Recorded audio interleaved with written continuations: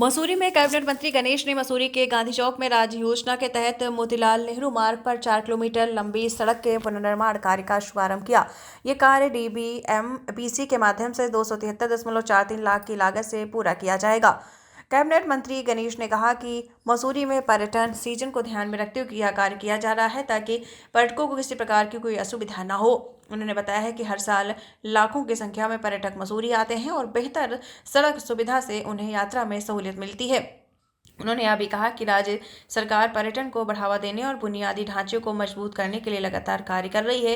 मंत्री गणेश जोशी ने कहा है कि राज्य सरकार ने बीते 3 वर्षों में कई ऐतिहासिक कार्य किए। उन्होंने बताया है कि मसूरी में पेयजल की समस्या को देखते हुए 144 करोड़ रुपए मसूरी यमुना पंपिंग पेयजल योजना के तहत मसूरी में पेयजल लाइन बिछाई जा रही है।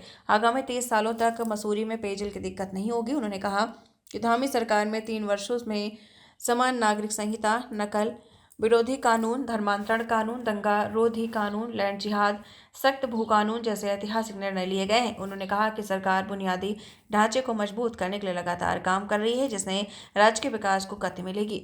संवारने का काम हमारी सरकार पूरी ईमानदारी से कर रही है।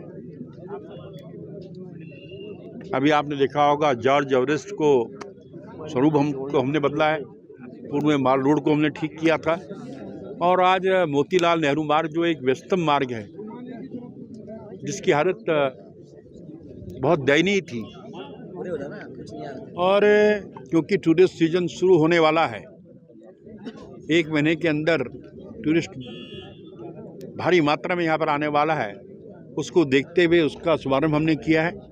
हॉट मिक्स का काम तो 15 दिन में ख़त्म हो जाएगा और 1 माह के अंदर नाली और जो शेष काम होगा वो काम पूरे होंगे। और आगे भी जो मसूरी के बेहतर के लिए होगा हमारी सरकार करेगी। शीघ्र ही जो हमने ये जो पेयजल योजना यहाँ के लिए लाए हैं उसका लोकार्पण भी माननीय मुख्यमंत्री जी के कार्यक्रमों द्वारा होगा। क्योंकि आज मैं जब यहाँ के लोगों से बात करता हूँ, लोगों ने कहा कि साहब हमें पर्याप्त पानी मिल रहा है। इसके लिए मैं विशेषकर अनिल बलूनी जी का, जो हमारे राज्यसभा के सांसद थे उस समय, जिस टाइम लोकसभा के सांसद है बॉडी के, उनके प्रयासों से मैं उसको कर पाया हूँ।